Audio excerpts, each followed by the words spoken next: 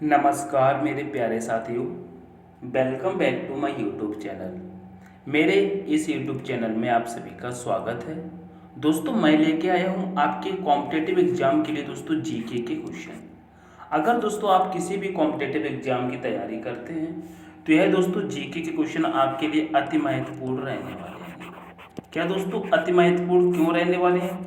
क्योंकि दोस्तों यह क्वेश्चन कई बार एग्जाम में पूछे गए हैं और दोस्तों आगामी परीक्षा में पूछे जाने की संभावना है। अगर दोस्तों आप उत्तर प्रदेश पुलिस की तैयारी करते हैं, अगर आप दिल्ली पुलिस की तैयारी करते हैं, या दोस्तों आप एसएससी जीडी, ठीक है, एमटीएस, इनमें से दोस्तों आप किसी भी आगामी परीक्षा की तैयारी करते हैं तो यह क्लास आपके लिए अति महत्वपूर्ण रहने वाली है। तो दोस्तों बिना टाइम वेस्ट करते हुए चलते हैं अपने प्रश्न की तरफ और बने रहिए हमारे अंतिम प्रश्न तक, क्योंकि पता नहीं आपके एग्जाम में कौन सा प्रश्न देखने को मिल जाए। तो स्टार्ट करते हैं पहले प्रश्न से। पहला प्रश्न कह रहा है मेरे प्यारे साथियों, बारदौली सत्याग्रह 1928 से संबंधित नेता कौन है? बताइए।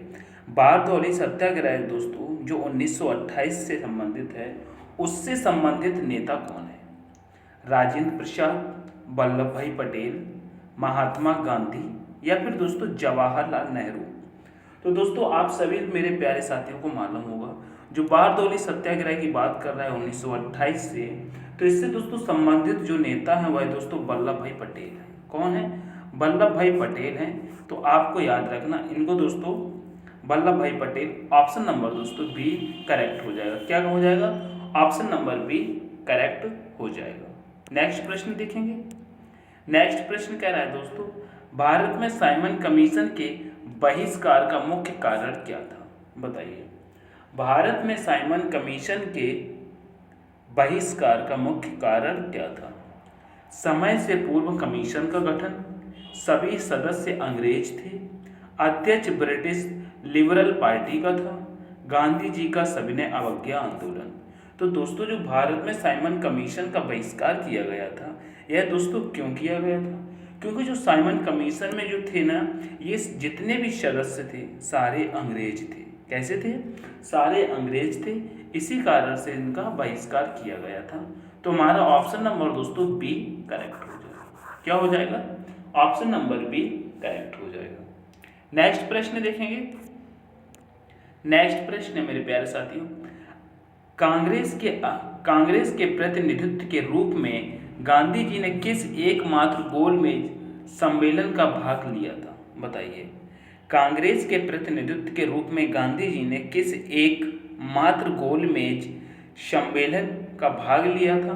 प्रथम गोलमेज सम्मेलन, द्वितीय गोलमेज सम्मेलन, तृतीय, या फिर दोस्तों चतुर्थ यानी कि चौथा, किस में भाग लिया था? तो सभी मेरे प्यारे साथी बताएंगे इन्होंने किस में लिया था। दोस्तों इसका भी राइट आंसर दूसरा हो जाएगा और ऑप्शन नंबर भी दूसरा होगा, यानी कि बी। कौन सा हो जाएगा? ऑप्शन नंबर बी करेक्ट हो जाएगा। अच्छा, दूसरा गोलमेज सम्मेलन दोस्तों कब हुआ था? कमेंट करके बताइए। अच्छा, मैं आपको बता दूं गोलमेज सम्मेलन दोस्तों 3 हुए थे। कितने हुए थे? 3 हुए थे। इन तीनों की डेट कौन बताएगा? मैं तो नहीं बताऊंगा, आप लोग कमेंट करके बताना ये तीनों गोलमेज सम्मेलन कब हुए थे और इसमें किस किस ने भाग लिया था। दोस्तों कमेंट करके मुझे ये बताना है, ठीक है? कमेंट करके तीनों गोलमेज सम्मेलन के बारे में आप लोग डिटेल में बताएं। नेक्स्ट प्रश्न देखेंगे। नेक्स्ट प्रश्न है दोस्तों, पानीपत का दूसरा युद्ध कब हुआ था? बताइए। पानीपत का दूसरा युद्ध कब हुआ था? बताइए। 1536, 1556, 1550, 1561, कब हुआ था? बताइए। पानीपत का दूसरा युद्ध कब हुआ था? तो मैं दोस्तों आपको बता दूं पानीपत के 3 युद्ध हुए थे। कितने युद्ध हुए थे दोस्तों? 3 युद्ध हुए थे। पहला युद्ध कब होता है दोस्तों? पहला युद्ध होता है दोस्तों 1526 में, और दूसरा दोस्तों होता है 1556 में, और तीसरा होता है दोस्तों 1761 में। कब होता है दोस्तों? 1761 में। तो दोस्तों हमसे पूछा गया पानीपत का दूसरा युद्ध कब हुआ था, तो हमारा दोस्तों 1556 में दूसरा युद्ध हुआ था। कब हुआ था? 1556 में। तो ऑप्शन नंबर हमारा बी एकदम करेक्ट हो जाएगा। ठीक है। अब पानीपत के 3 युद्ध हुए थे, ये तीनों युद्ध किस किस के बीच लड़े गए थे और इसमें कौन विजय और दोस्तों किसकी पराजय हुई थी, कमेंट करके बताइए। नेक्स्ट प्रश्न की तरफ चलते हैं कि नेक्स्ट प्रश्न कह रहा है मौर्य शासक अशोक ने कलिंग पर कब आक्रमण किया था। बताइए, मौर्य शासक अशोक ने कलिंग पर आक्रमण कब किया था। 269 ईसा पूर्व, 261 ईसा पूर्व, 259 ईसा पूर्व या दोस्तों 251 ईसा पूर्व, कब किया था बताइए। तो दोस्तों जो मौर्य शासक अशोक था इसने कब किया था कलिंग पर आक्रमण, तो इसकी बात आप याद रखना, इसने दोस्तों 261 ईसा पूर्व किया था। कब किया था, 261 ईसा पूर्व किया था। ऑप्शन नंबर बी करेक्ट हो जाएगा। क्या होगा, ऑप्शन नंबर बी करेक्ट हो जाएगा। नेक्स्ट प्रश्न देखेंगे। नेक्स्ट प्रश्न है दोस्तों एलोरा के कैलाश मंदिर का निर्माण किसने करवाया था। बताइए, एलोरा के कैलाश मंदिर का निर्माण किसने करवाया था। कृष्ण प्रथम ने, इंद्र प्रथम ने, इंद्र द्वितीय ने या दोस्तों कृष्ण तृतीय ने। बताइए किसने करवाया था। एलोरा के कैलाश मंदिर का निर्माण किसने करवाया था। तो सभी मेरे प्यारे साथियों को राइट आंसर आएगा, किसने कराया था, कृष्ण प्रथम ने करवाया था। किसने करवाया था, कृष्ण प्रथम ने करवाया था।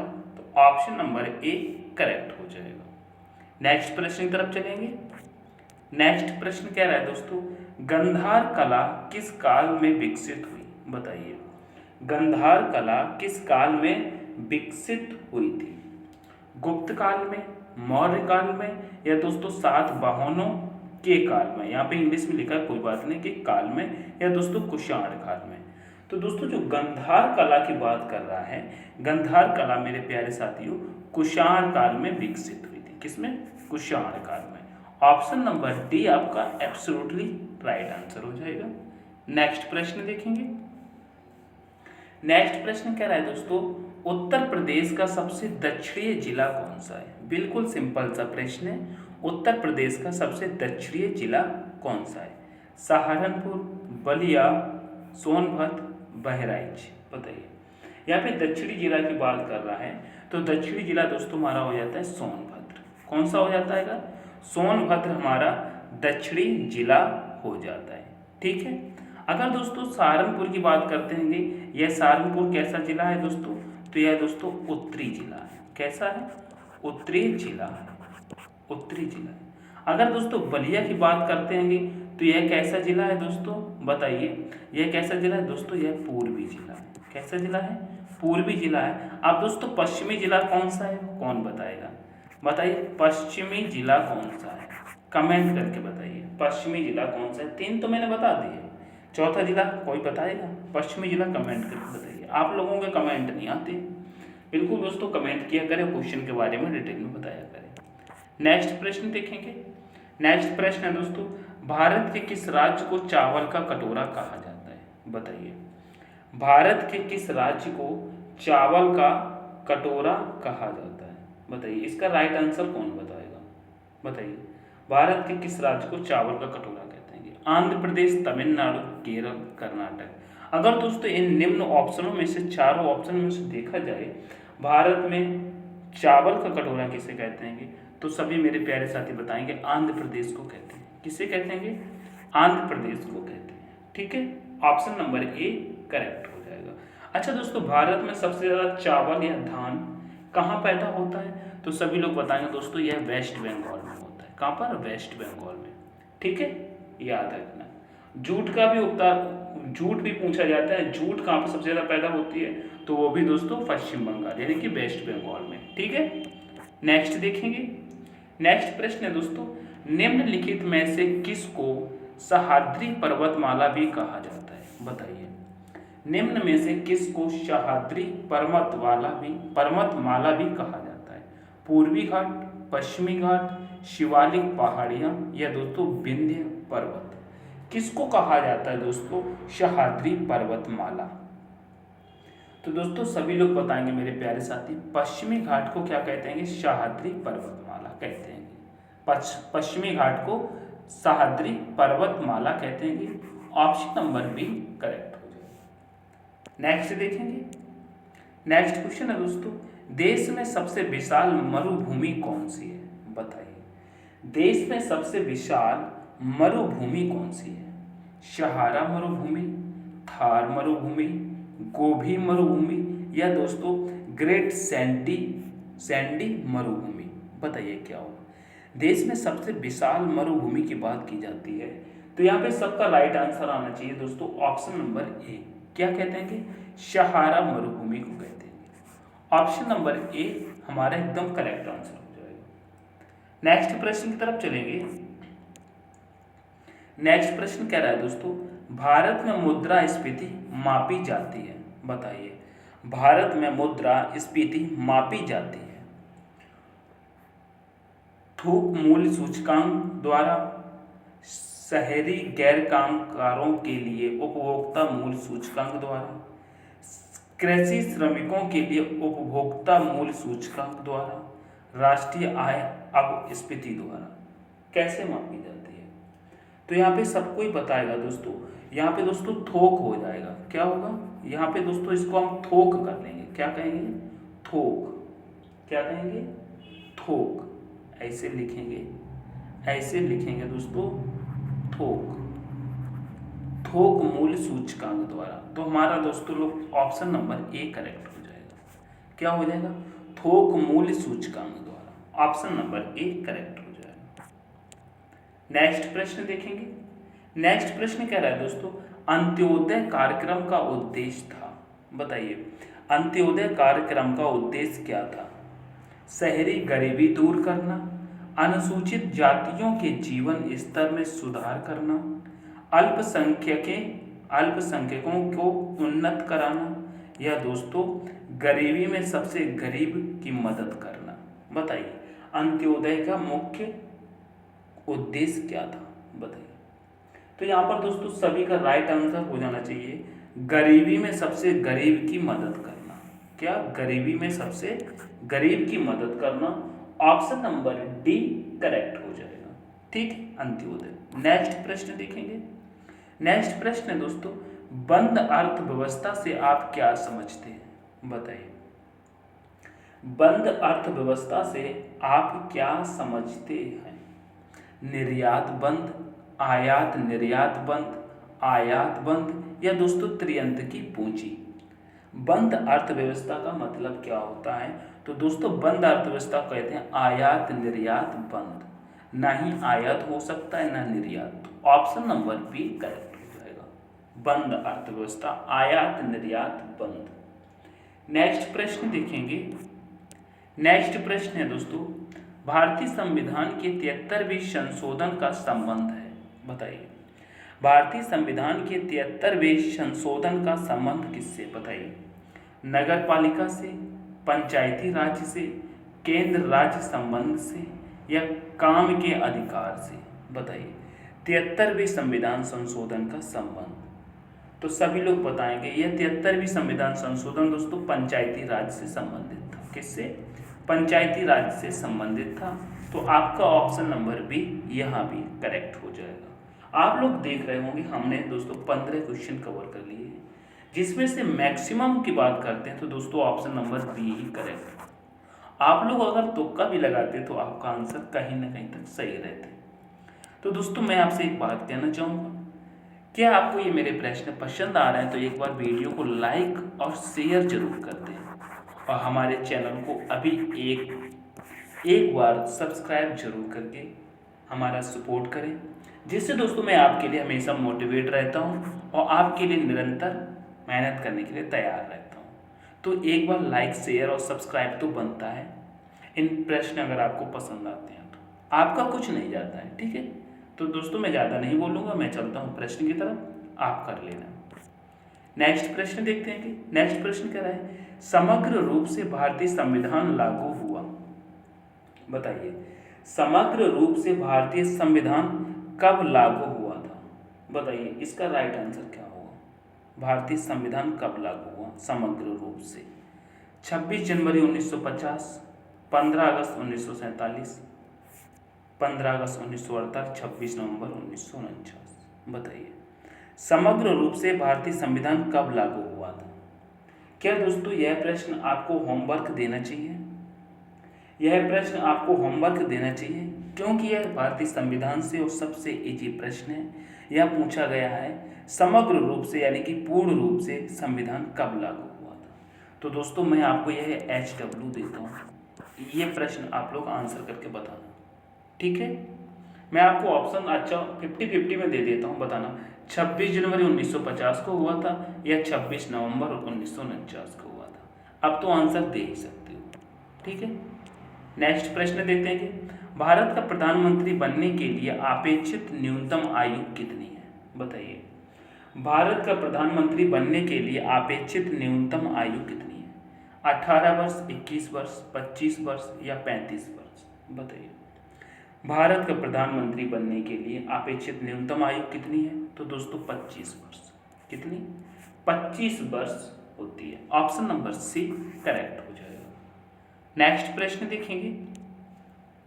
नेक्स्ट प्रश्न कह रहा है उपन्यास देवदास का लेखक कौन है?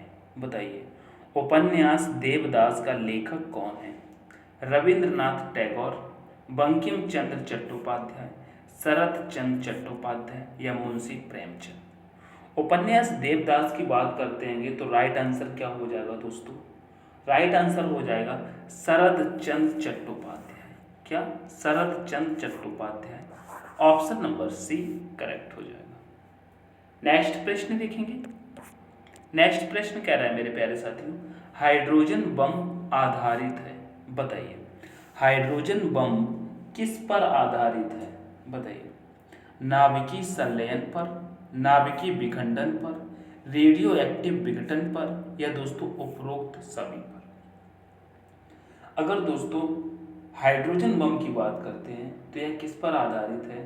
तो यहाँ पर सभी मेरे दोस्त बताएंगे नाभिकीय संलयन पर। किस पर? नाभिकीय संलयन पर। ऑप्शन नंबर ए करेक्ट हो जाएगा। नेक्स्ट प्रश्न देखेंगे।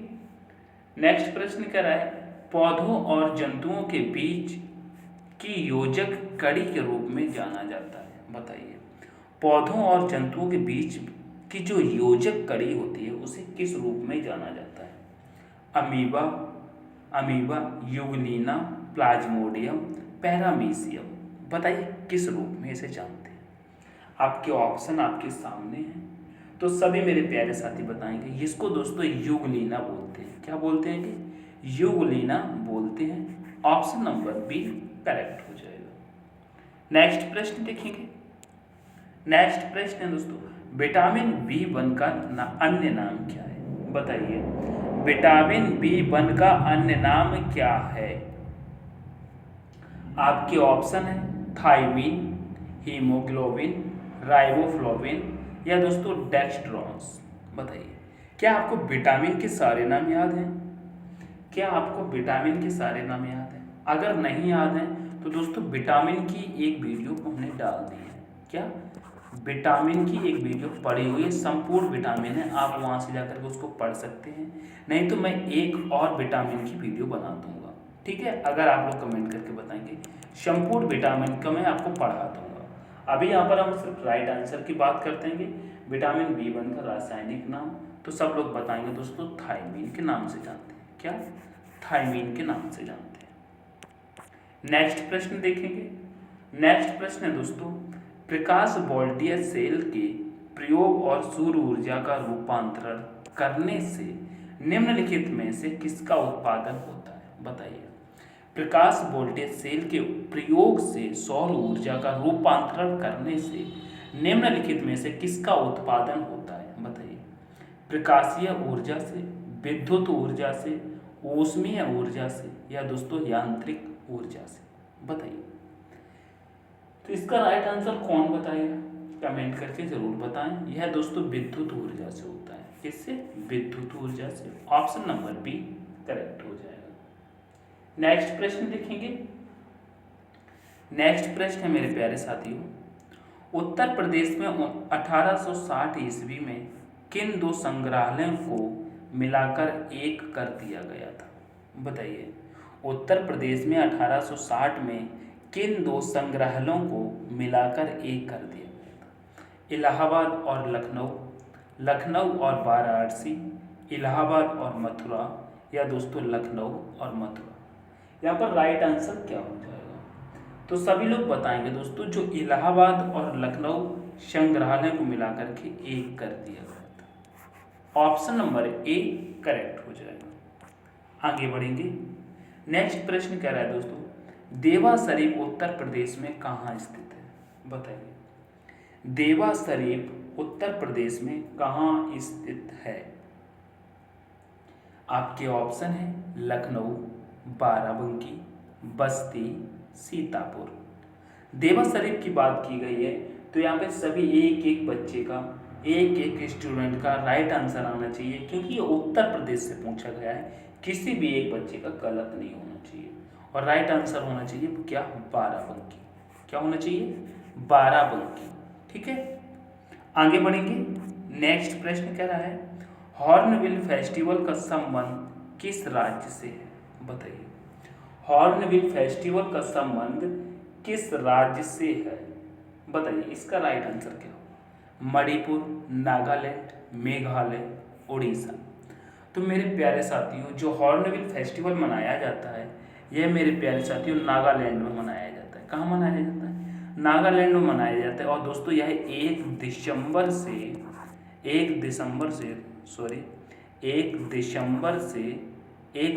से 10 दिसंबर तक चलता है। कब तक? 1 दिसंबर से 10 दिसंबर तक। ठीक है, 10 दिन का यह फेस्टिवल होता है। कितने दिन का? 10 दिनों का।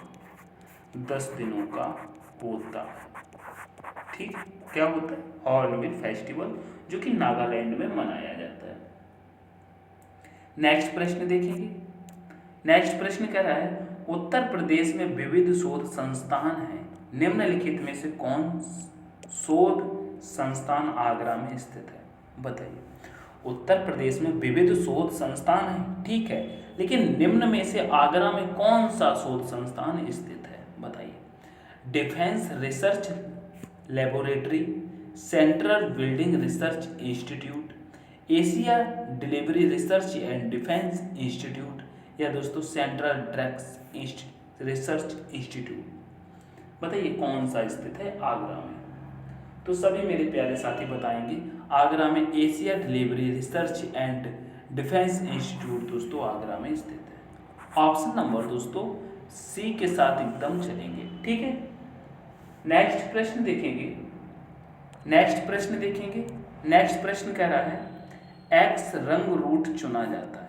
बताइए एक्स रंग रूट चुना जाता है, कैसे चुना जाता है दोस्तों? कांस्टेबलों में से, हेड कांस्टेबलों में से, उप निरीक्षकों में से, या दोस्तों इनमें से कोई नहीं। अगर एक्स रंग रूट की बात करते हैं यह किस में से चुना जाता है? बताइए आपके 4 ऑप्शन है, मैंने बताया कांस्टेबलों में से, हेड कांस्टेबलों में से, उप निरीक्षकों में से, या फिर दोस्तों इनमें से कोई नहीं। बताइए कहाँ से चुने जाते हैं? तो सभी का राइट आंसर आना चाहिए एक्स रंग रूट कांस्टेबलों में से चुने जाते हैं। कहाँ से?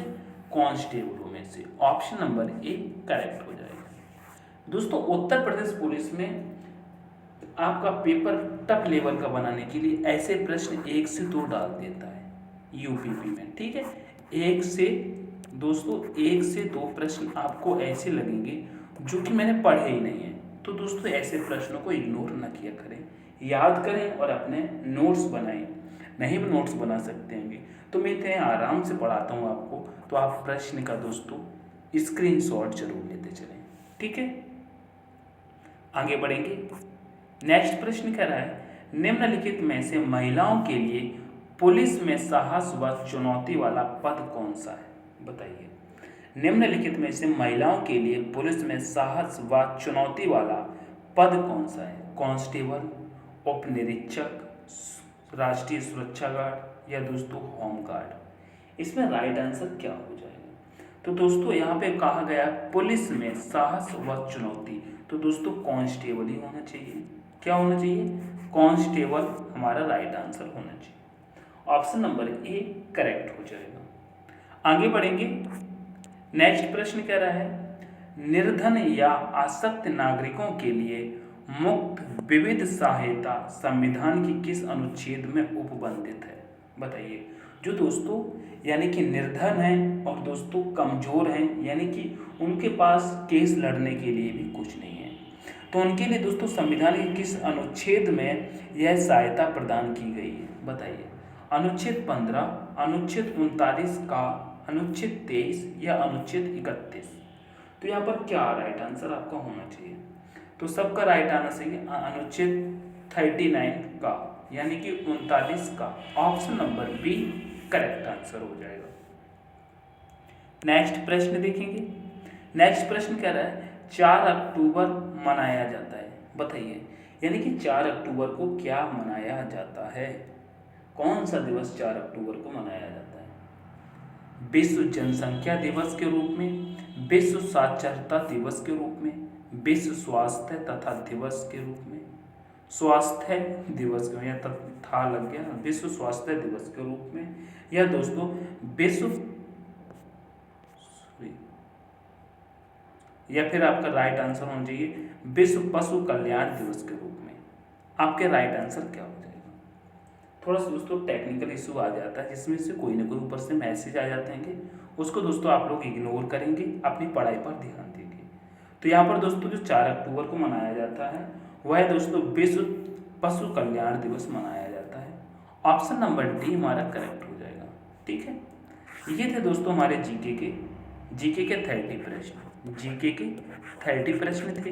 यह क्लास आपको कैसी लगी दोस्तों? एक बार लाइक और शेयर नहीं रुकना चाहिए, और हमारे चैनल को सब्सक्राइब भी करते चलें।